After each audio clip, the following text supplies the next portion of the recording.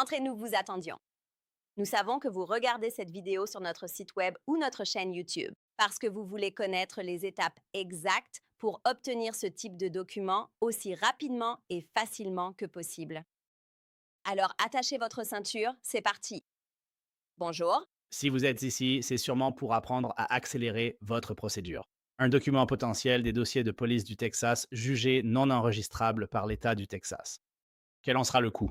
Quels sont les délais actuels de traitement? Comment commander une apostille du Texas avec nous? D'abord, les documents classés par le secrétaire d'État comme non enregistrables, comme les dossiers de police du Texas, ne peuvent pas nous être envoyés par email ou par fax par vous-même. Pour l'apostille, il existe cependant une exception que nous verrons bientôt. Vous devez nous envoyer ou déposer l'original des dossiers de police signés à l'encre. Il ne peut pas s'agir d'une simple photocopie à notre bureau principal situé à Austin, au Texas. Puis, tout document non enregistrable exige une signature originale notariée devant notaire au Texas. Impossible d'utiliser un notaire d'un autre État ou pays. Vous devez utiliser un notaire public du Texas. Ensuite, vous, un avocat ou un notaire du Texas, devez joindre à votre document non enregistrable soit ce texte de serment ou d'attestation, comme illustré ici. Pour les dossiers de police du Texas, nous parlons du service de police d'Austin ainsi que les services de Houston, Dallas, El Paso et San Antonio. Ou le bureau du shérif du comté de Travis, bureau du shérif du comté de Tarrant, bureau du shérif du comté de Paris, d'accord? Uniquement une ville ou un comté du Texas. Dossier de police ou vérification des antécédents criminels, recherche policière, peu importe comment vous l'appelez, vérification des antécédents criminels. Ce n'est pas une vérification des antécédents du FBI, ce n'est pas un rapport d'antécédents criminels délivré par le DPS du Texas, ni un rapport d'antécédents judiciaires. Pour cela, vous devez aller ici pour les obtenir. Cliquez simplement ici et suivez les instructions sur la façon d'obtenir l'apostille fédérale, faisable uniquement à Washington, D.C., pour votre casier judiciaire du FBI, ou une vérification des antécédents du FBI. Casier judiciaire ou identité, ça n'a pas d'importance. C'est la même chose, d'accord? Ou, si vous en avez besoin, cliquez ici. Ceci concerne un document délivré par le département de la sécurité publique du Texas qui n'est pas notarié. C'est officiellement délivré par l'État du Texas. C'est là que vous allez pour obtenir ces deux vérifications des antécédents criminels. Voici les instructions uniquement pour un service de police local ou un bureau du shérif local. Cela fait une sorte de vérification des antécédents, et pour être honnête, 99% des pays étrangers ne les accepteront pas, sauf exception. Donc, nous disons aux gens de ne pas faire cela. En général, ils n'accepteront pas ce niveau de vérification des antécédents. D'accord. Donc, normalement, vous avez besoin soit d'une vérification des antécédents du FBI que la majorité des pays accepteront. Certains acceptent un document du DPS du Texas, mais il exige un titre étatique ou fédéral pour votre vérification d'antécédents. Parfois, ils le font. Certains pays ou entités le font, mais 99% du temps, vous aurez besoin d'un document au niveau de l'État ou fédéral juste pour que vous le sachiez. Donc, si vous lisez les instructions d'un pays et qu'il demande une vérification des antécédents ou d'obtenir un casier judiciaire apostillé, cela signifie généralement vous devez en obtenir un au niveau de l'État si vous vivez au Texas ou bien passer par un contrôle du FBI au niveau fédéral. Et en général, ils le préciseront, ils le diront généralement. Un contrôle du FBI ou fédéral sera indiqué dans les instructions reçues, c'est exact. Vous le lisez sur leur site web ou ailleurs. Ils préciseront qu'ils veulent un contrôle du FBI des antécédents ou un contrôle fédéral, un contrôle américain. Pour le contrôle des antécédents au niveau fédéral, ils le préciseront dans les instructions ou ils préciseront étatique ou fédéral. S'ils utilisent ces termes, cela signifie qu'il est important de noter que vous ne pouvez pas fournir de casier judiciaire ni de contrôle des antécédents local ou municipal ou au niveau de la ville ou du comté. Ils ne les accepteront pas. D'accord? Donc, juste pour que vous le sachiez, nous faisons cela très rarement. Je veux dire, quelques fois par an. Donc, juste pour que vous le sachiez, je contacterai l'entité gouvernementale avec laquelle vous traitez dans l'autre pays qui demande cela. Donc, juste pour que vous sachiez qu'ils ne vont probablement pas accepter cela, mais je vais quand même vous expliquer la démarche à suivre. Donc, pour la vérification des antécédents, vous allez obtenir un extrait de casier judiciaire auprès du commissariat de police local ou du bureau du shérif. D'accord? Là-dessus, vous devez vous assurer qu'ils ajoutent cela sur le document. Vous devez informer la personne qui va servir de notaire. En général, il y a un notaire qui travaille au sein du commissariat, quelqu'un, une secrétaire, un responsable administratif, quelqu'un dans le commissariat ou au bureau du shérif, il y a un notaire sur place, d'accord? Ou bien juste dans le quartier ou quelque part dans le bâtiment, il y a un notaire du Texas. Donc, il faut simplement s'assurer que sur ce contrôle des antécédents, ils doivent copier-coller ce notaire du Texas. Le jura, et vous pouvez l'imprimer directement ici, puis vous pouvez l'imprimer et leur envoyer ce PDF par email. Ils vont donc l'imprimer et l'attacher au contrôle des antécédents ou au contrôle local des antécédents qu'ils ont. Ou, comme c'est indiqué ici, cela veut dire l'un ou l'autre, vous choisissez l'un ou l'autre. Ceci est la reconnaissance notariale du Texas. Ils peuvent choisir de copier-coller ceci et de le mettre sur le document, ou bien ils peuvent imprimer ce PDF et l'attacher à votre contrôle des antécédents. Voici un point crucial. Un notaire peut se tromper là-dessus de nombreuses fois. Et cela va vous coûter de l'argent parce que vous allez devoir nous payer une seconde fois. D'accord? Là où il est écrit by juste ici, nous disons d'imprimer le nom de l'agent des forces de l'ordre. Donc cela doit être un LOA. Vous savez, LEO est l'abréviation de Law Enforcement Officer, agent des forces de l'ordre. Peu importe qui, au sein du bureau du shérif ou du commissariat de police, le notaire doit imprimer le nom de cette personne ici. Ce n'est pas ici que le notaire imprime son propre nom. Ce n'est pas ici qu'ils impriment votre nom. Vous n'avez rien à voir avec cette partie. Seul le notaire signe ceci, ainsi que le service de police ou la personne qui travaille pour le shérif. C'est cette personne qui signe. Et c'est la même chose juste ici. Imprimer le nom de l'agent des forces de l'ordre. Il est écrit c'est présenté en personne. Ici, sur cette ligne vide, c'est là que le notaire imprime le nom de la personne qu'il a vu signer le document. Peu importe qui c'est au commissariat ou au bureau du shérif, ce n'est pas votre nom. Votre nom ne va pas là. Le nom du notaire ne figure pas à cet endroit non plus. Il se trompe systématiquement. Alors, s'il vous plaît, veillez à bien leur expliquer la procédure. Vous pouvez aussi utiliser un e-notaire du Texas, soit un notaire en ligne ou à distance, pour faire notarier votre document, par Zoom ou visioconférence. Si vous ne résidez pas actuellement au Texas ou aux États-Unis, dans ce cas, vous pouvez nous envoyer votre document signé et notarié via la page Contactez-nous afin de ne jamais avoir à rien envoyer par courrier ou à vous déplacer en personne. Pour y accéder depuis cette page, 3 options s'offrent à vous. Vous pouvez cliquer ici ou cliquer ici. Sur notre page de commande d'apostille du Texas, accessible via le bouton en bas de page, remplissez le formulaire en ligne, imprimez-le, puis déposez-le ou postez-le avec notre étiquette de retour prépayé FedEx ou UPS. Nous renverrons vos documents au destinataire de votre choix, partout dans le monde. Pour une notarisation électronique, aucun envoi physique n'est nécessaire.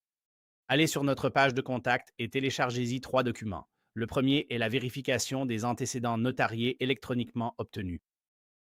Donc, selon qu'ils peuvent le mettre sur une ou 2 pages, vous allez télécharger ce document ici. Si cela se trouve sur une deuxième page, si vous imprimez ce PDF ou ce PDF, vous allez donc télécharger et scanner 2 documents où généralement ces vérifications des antécédents ne font qu'une page, parfois 2, mais quelle que soit la longueur de la vérification des antécédents. Et ensuite, cette page ici qui contient la reconnaissance notariale que le notaire authentifie. Ensuite, vous allez télécharger une étiquette d'expédition retour prépayé FedEx ou UPS au format PDF.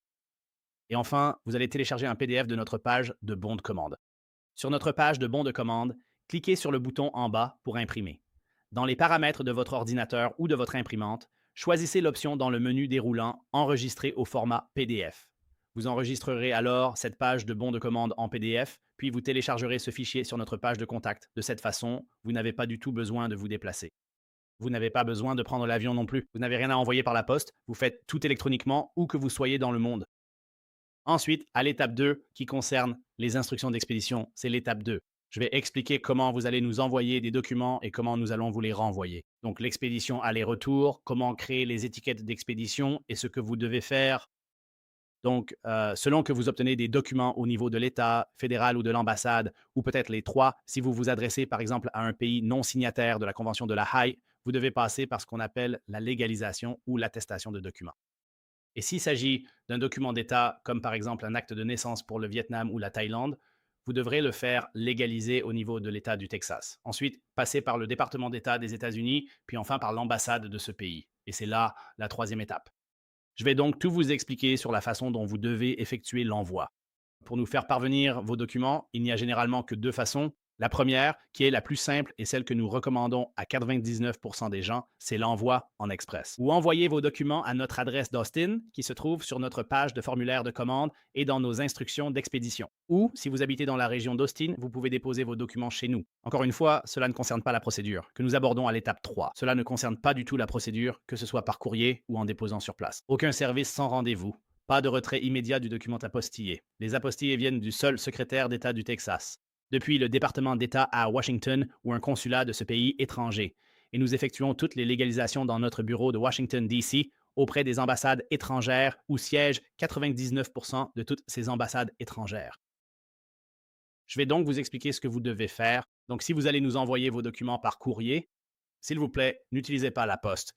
Évitez l'USPS. Ils perdent tout le temps des documents et des milliards chaque année. Ce n'est pas un hasard, c'est de l'incompétence. Ils ne sont pas fiables. Ne les utilisez pas. N'envoyez pas vos documents par la poste et ne nous demandez pas de vous les renvoyer, car le suivi est catastrophique. Nous recommandons d'utiliser FedEx ou UPS.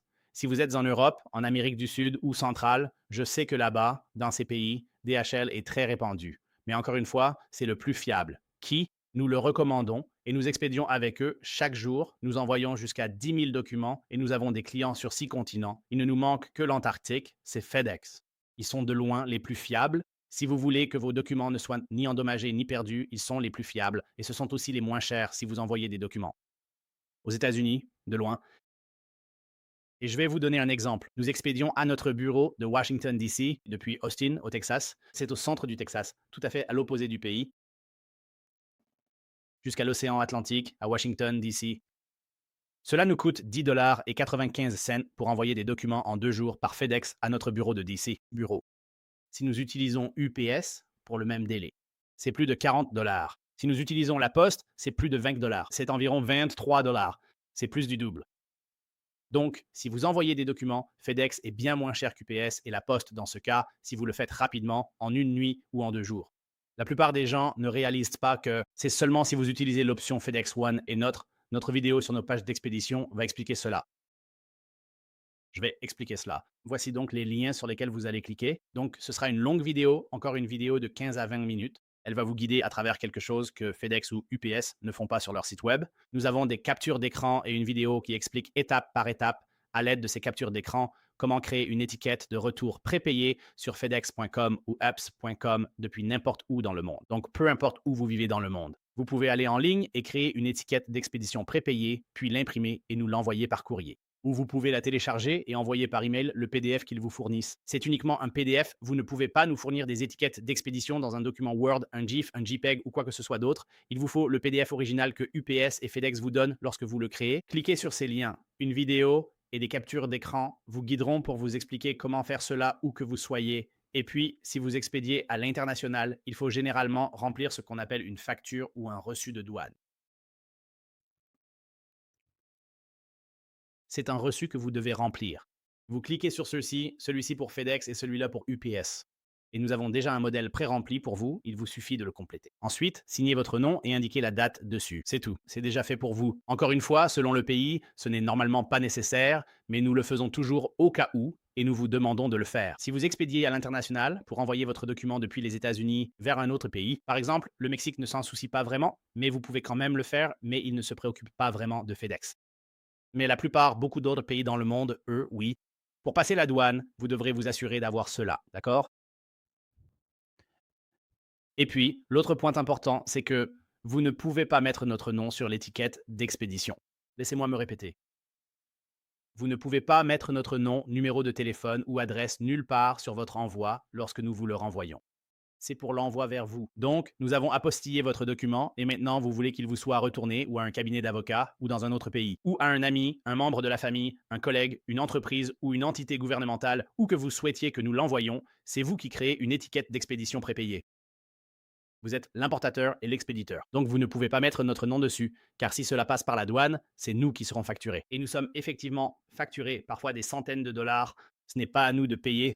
Donc nous ne renverrons pas vos documents si vous mettez notre nom dessus. Pensez-y comme à une enveloppe que vous envoyez à quelqu'un. Dans le coin supérieur gauche, aux États-Unis, vous mettez l'adresse de l'expéditeur. C'est-à-dire que si l'adresse à laquelle vous l'envoyez est incorrecte ou si la poste ne peut pas la livrer, ils vous renverront ce courrier. C'est ce que nous demandons. Vous ne pouvez simplement pas mettre notre adresse dessus. Vous devez mettre n'importe quelle adresse, peu importe laquelle. Vous pouvez mettre celle d'un ami, d'un proche, d'un collègue ou d'une entreprise, peu importe. N'utilisez pas nos infos. Mettez les vôtres, comme tout le monde. Indiquez votre adresse en expéditeur et destinataire. Donc, par exemple, vous voulez l'expédier de retour en Europe. Si vous avez un ami ou un membre de votre famille aux États-Unis, utilisez simplement leur adresse. Encore une fois, c'est utile si votre colis est retourné, ils ont besoin d'une adresse pour vous le renvoyer. Pour la douane, une adresse de facturation est requise pour les frais impayés. Peu importe, vous ne pouvez simplement pas utiliser notre adresse. C'est tout. Et encore une fois, pour les deux options, si vous cliquez ici, nous allons voir ce que cela signifie et comment faire. Quand vous allez chez FedEx ou UPS en commandant en ligne, ils vous demanderont d'où provient le colis. N'y mettez pas notre adresse ou téléphone. C'est simple. Pourtant, certains disent ne pas pouvoir le faire. C'est possible. Vous vous y prenez mal. Suivez nos instructions. Faites-le en ligne. N'essayez pas de faire cela dans un magasin FedEx ou UPS, car bien souvent, ces personnes ne savent pas de quoi elles parlent. Vous pouvez tout simplement le faire en ligne. Nous le faisons tous les jours, depuis tous les pays du monde. Vous pouvez créer l'étiquette en ligne sans utiliser notre adresse. Car encore une fois, vous créez le label en ligne et vous payez pour cela. Pas nous. Nous faisons simplement déposer le colis chez FedEx, UPS ou DHL pour vous. Donc, vous ne pouvez pas mettre notre adresse, car alors, techniquement, aux yeux de FedEx, UPS ou DHL, nous devenons l'importateur. Nous sommes l'expéditeur. Vous comprenez? Toute la responsabilité légale retombe sur notre entreprise et, selon nos politiques internes, nous ne pouvons pas accepter cela. Donc, n'apposez pas notre adresse sur les étiquettes d'expédition. Très important, parce qu'on ne l'expédiera pas, c'est une certitude. On vous contactera et vous devrez nous envoyer une nouvelle étiquette d'expédition pour des commandes internationales. Notre adresse et nos coordonnées ne doivent pas y figurer. Pour l'international, aucun renvoi ne sera fait. C'est donc crucial, car si vous avez besoin de ces documents rapidement, cela risque de retarder votre expédition. L'envoi d'une nouvelle étiquette peut prendre plusieurs jours avant que nous vous contactions. Veuillez donc suivre ces instructions et n'inscrivez ni notre nom, ni notre adresse, ni notre numéro sur cette étiquette prépayée. C'est tout pour l'expédition. Encore une fois, c'est très simple. Encore une fois, si vous venez déposer des documents chez nous, assurez-vous que vous pouvez les déposer directement chez nous. Donnez-nous ensuite une étiquette d'expédition prépayée pour le retour. Vous les déposez en personne au lieu de les envoyer et nous vous les renverrons par courrier. Beaucoup de gens font cela aussi. Vous allez d'abord en ligne, créer votre étiquette, puis rendez-vous directement dans nos locaux pour déposer vos documents. Ensuite, le jour même ou dans les 2 jours suivants, comme expliqué à l'étape 3, pour savoir combien de temps il faut au secrétaire d'État pour les délivrer. Ou le gouvernement fédéral ou l'ambassade, alors nous vous les renverrons par courrier. Voilà, c'est à peu près tout. Merci. Ceci est l'étape 3. Je vais passer en revue la tarification actuelle que nous proposons. Dans l'éventualité où vous auriez l'intention de venir nous déposer des documents administratifs, sachez que nos délais de traitement habituels sont actuellement bien à jour, et ce, depuis la date du 30 novembre 2025. Alors comment? Si vous comptez nous déposer des documents, ce que vous devrez faire, c'est imprimer notre formulaire de commande que vous remplissez en ligne. Vous allez cliquer ici, juste là. En cliquant ici, vous accéderez à la page de notre formulaire de commande que vous remplirez en ligne puis imprimerez. Et il y a une autre vidéo là-bas qui explique comment remplir le formulaire de commande et tout ce qui s'y rapporte. Donc, si vous allez, encore une fois, si vous allez envoyer par courrier vos documents chez nous, ce que la plupart des gens font, vous imprimez notre formulaire de commande et vous l'envoyez avec vos documents. Comme nous l'indiquons à l'étape 2, vous nous l'envoyez. Si vous comptez déposer vos documents en personne, ce qui ne rend pas le processus plus rapide, et je vais expliquer pourquoi. Si vous comptez déposer vos documents dans notre bureau d'Austin, qui est le seul emplacement, pas Houston, pas Dallas, uniquement notre bureau d'Austin, vous pouvez y déposer vos documents. Donc, si vous habitez dans la région d'Austin, vous devez imprimer notre formulaire de commande et ensuite l'apporter avec vos documents. Et maintenant, je vais vous expliquer nos horaires de dépôt. Donc, pour le service le jour même, cela signifie que nous allons déposer vos documents juridiques auprès du secrétaire d'État du Texas si nous recevons vos documents avant midi. Heure normale du centre, du lundi au vendredi, à l'exception des principaux jours fériés fédéraux ou d'État. Donc, chaque fois que le secrétaire d'État est ouvert, et en fait, ils sont fermés plus de jours que les seuls jours fériés fédéraux et d'État, comme pour le 4 juillet cette année, ils ont fermé le lundi suivant, le 4 juillet, ce n'était pas un jour férié fédéral. Et ils ont fermé cette semaine, mercredi, avant Thanksgiving. Et ce n'était pas un jour férié fédéral, ou le Black Friday fermant aussi. Pas férié fédéral, mais ils font le pont. 3 jours de fermeture cette semaine. Ils seront fermés pendant 3 jours pour Noël et l'ont annoncé la veille de Noël, qui n'est pas un jour férié fédéral. Puisqu'ils sont fermés, nous ne pouvons donc pas enregistrer votre document. Gardez simplement cela à l'esprit. Pour ce qui est des délais de traitement, aucune entreprise ne peut déposer vos documents car le secrétaire d'État doit être ouvert. Je veux donc être clair à ce sujet. Donc, si nous recevons vos documents avant midi, heure normale du centre, du lundi au vendredi, lorsqu'ils sont ouverts, nous garantissons. Si nous les recevons avant midi, nous les déposerons auprès de l'État du Texas. Ensuite, selon leur délai de traitement, cela change. Nous ne contrôlons pas cela. Aucune entreprise, aucune personne ne contrôle la rapidité avec laquelle ils vont traiter les dossiers. à l'heure actuelle et nous mettons cela à jour chaque mois. Par exemple, dans quelques heures, cela va passer à décembre 2025. Donc, si vous regardez cette vidéo dans le futur, en 2026 ou 2027, oubliez ce que vous voyez dans cette vidéo, peu importe ce qui est indiqué sur cette page, juste ici, c'est ce qui correspond au délai de traitement actuel pour le secrétaire d'État. Et je vais passer en revue cela avec nos exemples. Donc, à l'heure actuelle, en novembre 2025, il faut entre 0 et 2 jours ouvrables au secrétaire d'État pour délivrer des apostilles sur les documents. Et je vais expliquer ce que signifie 0 jours. D'accord. Nous donnons donc ici quelques scénarios. Donc, si nous recevons vos documents par courrier ou dépôt avant midi, heure centrale, nous allons déposer vos documents. Ensuite, il est possible, mais pas probable, que le secrétaire d'État délivre votre apostille le jour même. Donc le jour même signifie 0.